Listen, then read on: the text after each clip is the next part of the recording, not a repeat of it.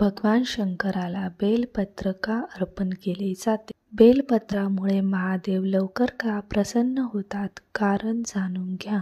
महादेवाला बेलपत्र का अर्पण केले जाते? पौराणिक कथेनुसार समुद्र मंथनाच्या वेळी हलाहल विष बाहेर पडल्यामुळे संपूर्ण जगाला त्याची उष्णता सहन करणे अशक्य झाले. देव दानवांनी याचा प्रचंड त्रास झाला.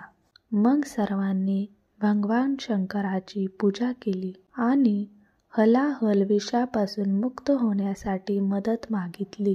मग भगवान शंकराने ते हलाहल विष प्याले आणि त्यातून सर्वांना मुक्त केले. विषाची उष्णता इतकी होती की त्याचा प्रभाव कमी झाला नाही आणि महादेवाचा कंठ निळा पडला. त्यानंतर सर्व देवतांनी महादेवाला बेलपत्र आणि जल अर्पण केले. बेलपत्राच्या प्रभावामुळे विषाचे तापमान कमी होऊ लागले. तापमान कमी करण्यासाठी बेलपत्र खरोखर उपयुक्त आहे.